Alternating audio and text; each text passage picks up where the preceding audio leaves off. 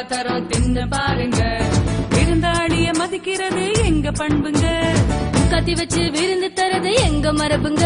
ஆனா நாற்காலியில் அமர வேண்டாம், பாரோ தாங்காது.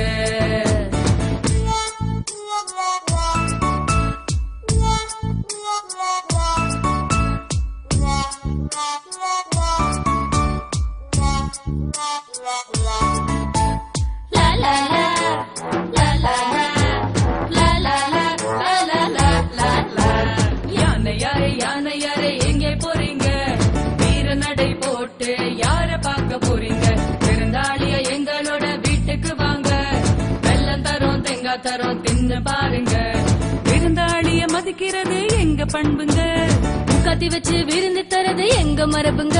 ஆனா நாற்காலியில் அமர வேண்டாம்,